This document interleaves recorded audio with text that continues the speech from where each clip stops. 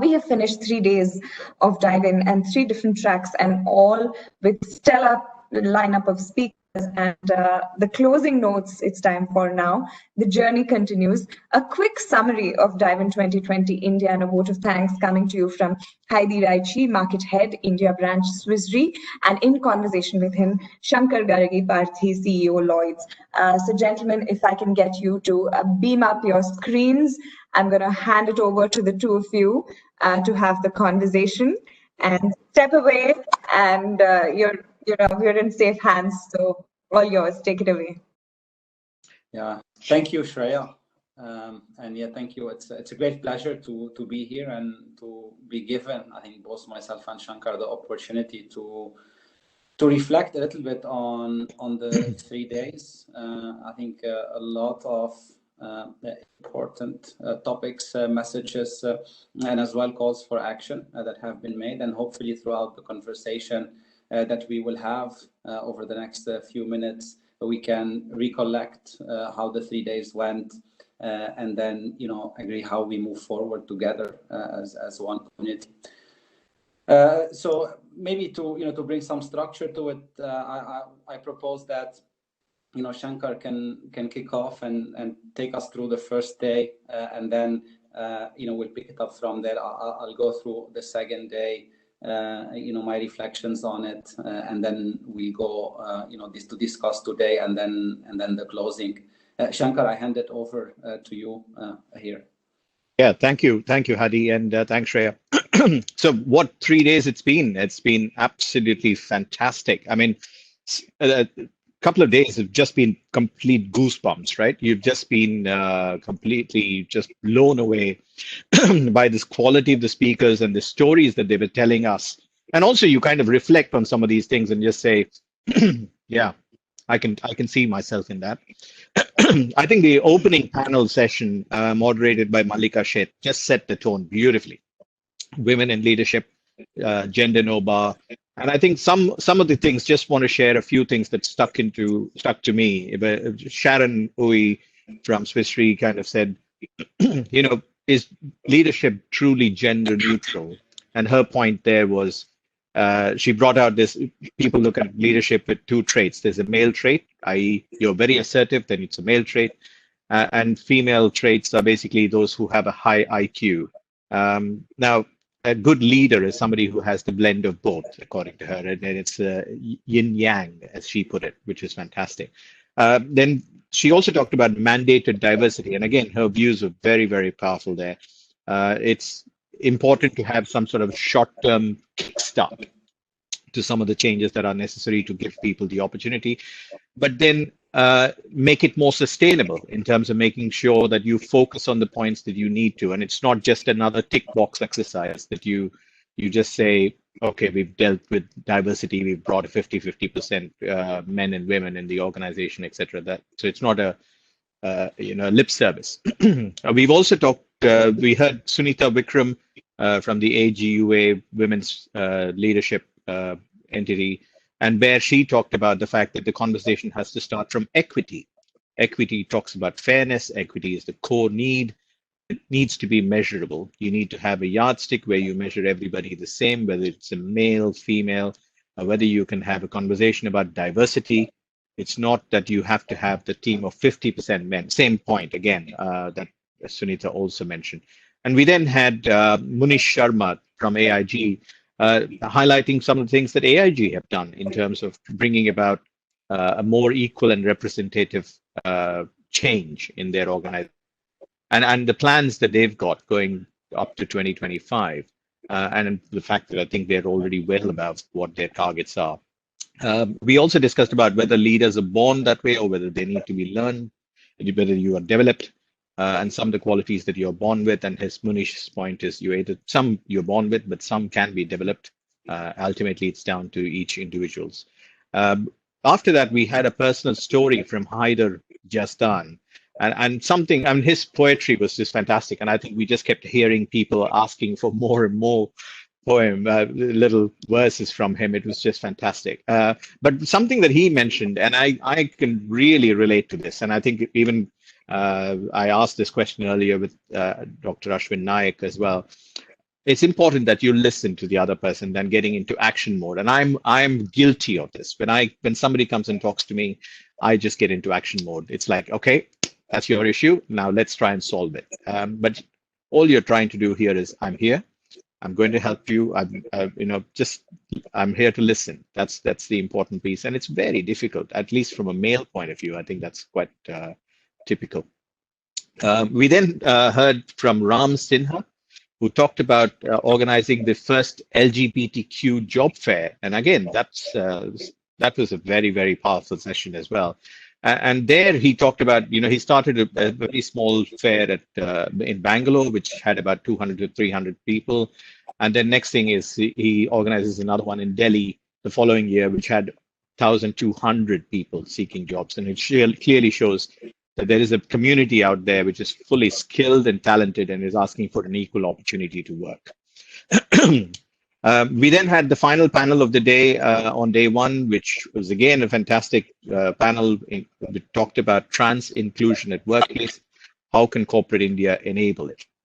Here we had three really powerful speakers. And again, when you look at all of these people, you just think, especially there was one particular speaker who you just wanted to give her a hug and say, you can't be sitting on this panel. How old are you? But again, that's your unconscious bias coming through, right? And it's we heard from Samyukta Vijayan, wherein she was very fortunate, according to her, where she said that my parents accepted me and supported me for what I am. But she also then had a whole bunch of other biases against her, where people kind of we're not very sure about how to deal with her, etc. But she offered a very, very good solution in terms of how corporates can deal with trans inclusion at workplace, which is basically giving them a 1 month internship that allows the transgender person to test the waters, and also allows the corporate to test the waters and the staff as well, to settle down how the corporate world is able to manage integrating this person into their culture. And at the end of the month, the person can then decide whether or not they fit into this world, or whether they want to, move on to something else. And then we had Neelam Jain. Again, she really hit some very hard-hitting points, and there she talked about LGBT. She felt that in India, people still, LGBT is not something that's relevant to our culture. It's relevant more as it's a Western concept. And then also, she hit another point, which is talking about decriminalization of Section 377, as to how there was a frenzy initially, and then after that, it all died down to the point. I think she kind of hinted that it could also become a tick box exercise. But the guy who actually, or the person who actually took really lot of people's attention and goosebumps were all over the place is Dhananjay Chauhan. I think what he went through, his journey about what he went through, and how he is now studying for a doctorate. And also, I think the telling point was he sat in a cafeteria or a restaurant just to participate in that particular session. I think that really said something, that he was not able to go and sit at his own home and actually connect, but instead had to come into a neutral space where he was able to connect and share his story.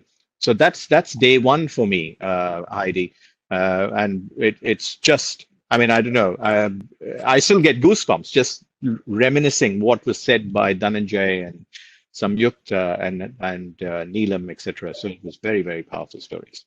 But day two had some fantastic stories too, right, Heidi?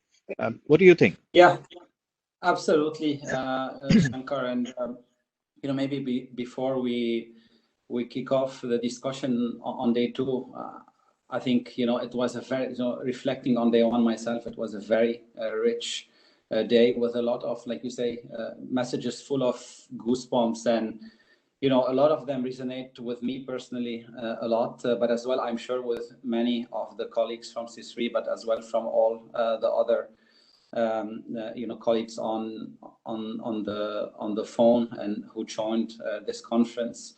There's an overwhelming evidence already that diversity and inclusion will go a long way in boosting our lives, boosting society, improving everything around us. And listening to the various conversations we've had, I think I look at it in two parts. I think in one part, we've made great progress when it comes to diversity. And clearly, the first panel reinforced that. But then, you can't help but, when you get these goosebumps to realize that there's much more that need to be done. And especially when it comes to the inclusion part as well, diversity and inclusion are comprehensive and complementary, but they're as well two different things. Diversity can be measurable and driven, and that's where we come in. We try to set guidelines that help us achieve it. But inclusion is an onus upon all of us for greater acceptance and greater support of each other within, of course, the workplace and society. So yeah, quite a lot for us to think about as we leave this conference.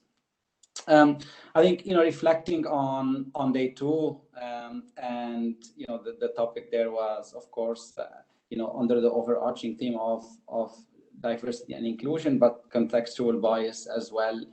We started the day with two, fascinating stories about, how we should not be judging each other, based on any bias or context. So I was really truly inspired by Megha's story.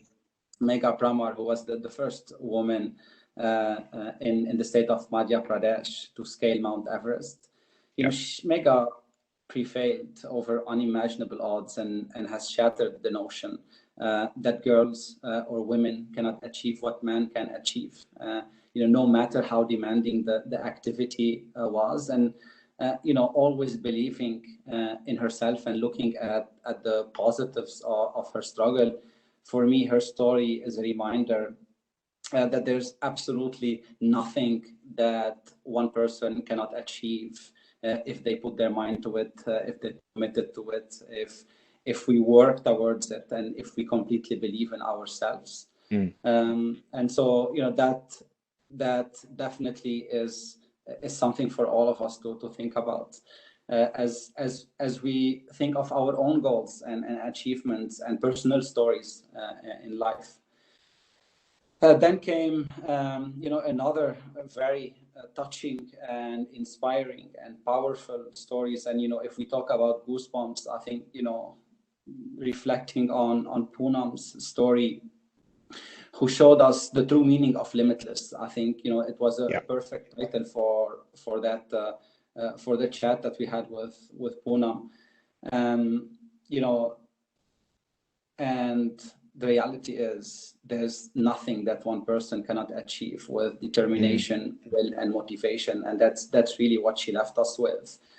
The fact that she dedicated her life for, and even, despite all the struggles that she was facing, dedicated her life for a greater cause around diversity and inclusion, and, created the Urib Social Welfare Society.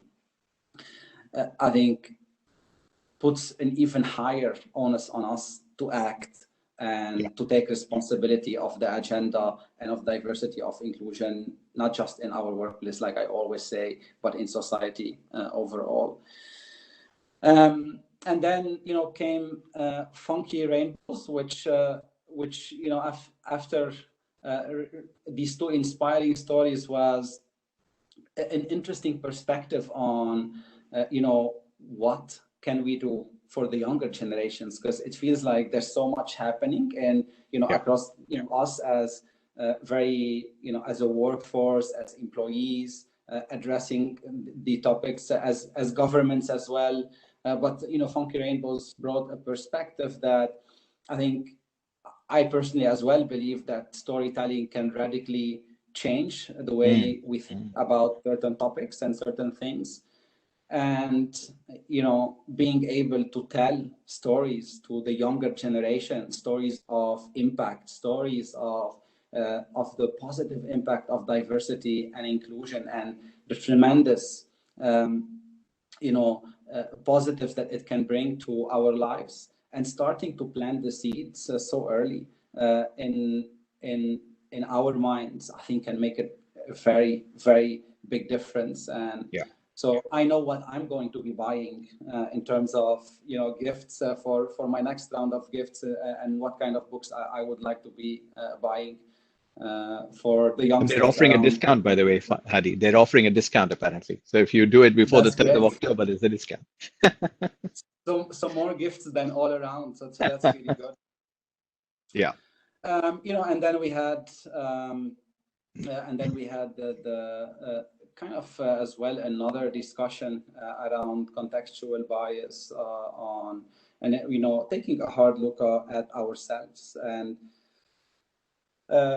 from the panel discussions that we had on the day, it's really how do we apply all of this at an individual level? How do we start to look, kind of unpick the bias that we have?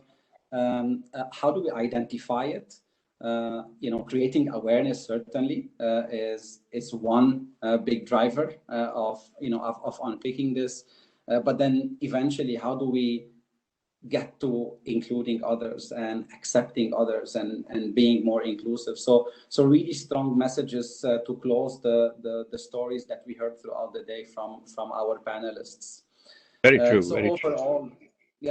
Overall, I think a really inspiring day. I would put it. That would be my title for day 2, Shankar. I don't know if you would like to add anything. Yeah, I mean, absolutely. I think you hit the nail on the head, Hadi. And I think with Megha's story, for example, I mean, it might have been a bit difficult for some section of our audience because she spoke very much in Hindi and at quite some speed, but also her passion in terms of what she did and what she achieved came through that. And again, to climb Mount Everest twice, not once, but twice, just because she fell short by 700 meters the first time. And that's not because she couldn't do it. It was circumstances beyond her control, but to do it twice is something else. And Poonam's story, I mean, I take my hats off to her HR firm who finally given her the opportunity to prove herself, and again, that passion in terms of her determination to succeed and do what she's doing every day is just fantastic. And then we move on to today. I mean, today is all about mental well-being and the discussion that we had with the panel sessions that we had earlier. We had Madhvi's Lata's session where she talked about redefining ability. And again, I think she beautifully brought out this point of, unconscious bias within us. You see somebody who's a differently abled person and you immediately reach out without asking them, do you want some help? And I think that's a powerful message from her. So what about you? What did you think about today's sessions? Yeah, I thought today addressed a number of topics that are very important, even more so during the current, I'd say, challenging situation that we are living through, and that's the extended impact of the pandemic on our lives and the added pressure that brings with it. So to your point, yes, we need to extend an arm and be willing to listen. And so while it's still fresh in our minds, the discussions that we've had on mental health, I'd like to reiterate the importance, of looking at ourselves and each other's, and thinking how can we support, and sometimes it's just about listenings. For the past months, our lives have been dramatically affected by COVID, and our human interactions are not even the same anymore. We don't get to interact as often with our friends, with our colleagues, with even our family members. And so this prolonged situation will no doubt have a physical and psychological challenge associated with it. And so with the mounting pressure that brings, of course, we have to create the awareness and unpick the taboo around the seriousness of the mental health topic. And so we have, as organizations, but even as individuals, a responsibility. And for example, I know at Swiss Re we've created a mental health network. We call it Pathways, and it's really just to create the awareness around it and create champions who are able to have these conversations and able to listen in and lean in and support where needed. And sometimes that's all that's needed. And, you know, if I hear, Dr. Ashwin's comment, I think he spoke loudly about just the need to lean, the need for us to lean in and listen. And that's probably, what I would really want to leave our audience with on day 3, mental health topic. Sure. No. And some closing thoughts, Adi? Yeah, some closing thoughts. I think overall it's been, very inspiring 3 days. I think you said it, goosebumps throughout. The realization that we are able to really spend 3 days to talk and about the challenges that we're facing, but as well about the progress that we have made, shows the importance, but as well, the commitment that we have towards addressing the topic of diversity and inclusion, and recognizing that we need more equity in the workplace and society. I said it at the beginning, and probably, my final thoughts for all of us leaving here today is we've made great progress, but clearly there's much more that can and should be done. And whilst, of course, we will continue to drive the agenda, whether it's at government or corporate levels, I think it's a personal agenda for each and every one of us leaving here as a champion and ambassador for inclusion, to promote and to realize and achieve, better diversity and a better equity and a better world for all of us. Shankar, I don't know, what's your take on that? Yeah, absolutely echo all of that, Hadi. And I think, firstly, I also want to say a huge thank you to each and every person who's joined this conversation today or over the last 3 days. Also, a massive thank you to the organizing team to have put together such a fantastic agenda session. And it all went smoothly, right? Okay, there's the odd technical glitch, but that's which one doesn't have, right? Even if you have a physical event, you'll always have something going wrong. But despite all that, I think we've managed to get this event completely on target. Hopefully, the messages that have come through from this is going to be implementable. I want something tangible, which is what I said in my opening speech, saying that we need to have some tangible deliverables. And I think in the new era, I think what we need to do, what I encourage every one of you who is on this call, and also with my team as well, to say, go back to your homes, your organizations, start conversations, ask questions, and think about the steps that you can take to implement change for a more inclusive workplace. That's what I have to say finally. But thank you to all of you. Yeah, thank you, everyone. Thank you, Hadi, and thank you, Shankar. Thank you so much. I think as we draw the 3-day festival to a close, it reminds us of why this festival is in place in the first place, to be that change that we want to see.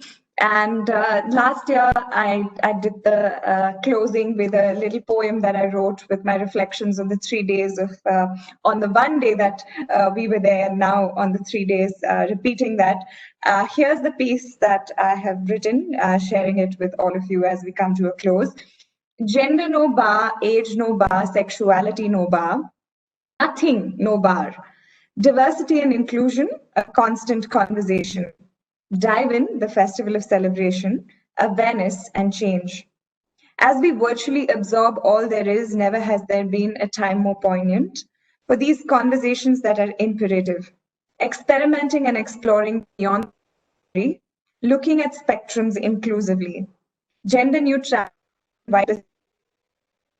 sustainable non-discriminatory practices, fair and neutral spaces, going beyond equality, taking it to equity and social justice, change for the better for the collective good, open spaces to the voices of the many, see and take action, belonging and openness, words of the hour, creating safe spaces, platforms of collective sharing, being hopeful and silver linings, fighting conscious and unconscious bias like pros, LGBTQIA, generations, personalities, mental health, disability, contextual bias, caste, creed, religion, region, cultural diversity, gender, and women. Music, poetry, books, conversations, art. Awareness has avenues now. Art meets the science of magic beyond this pandemic, despite the chaos we shall get through and beyond.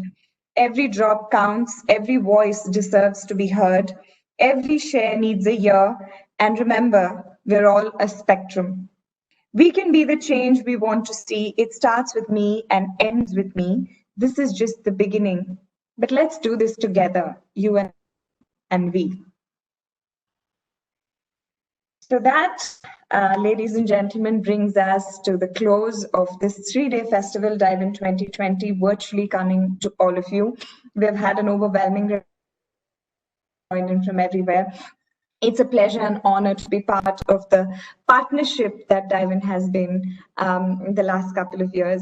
So thank you so much to all of the partner agencies, to all of the volunteers, to everybody who's made this festival your own and our own. It's a pleasure and an honor to be working with all of you. And thank you to all of the organizations who have given us these avenues and opportunities, and to the Global Dive-In team that has helped us put this together. With that, it's us signing off from here, and hopefully next year we will see you both virtually and physically in another time, but hopefully in a much better, beautiful world that we shall create in the next year to come. Thank you, everybody. Thank you to our audience. You guys have been phenomenal. Thank you for listening in and joining in. With that, it's a sign off, and see you all again next year. Thank you very much.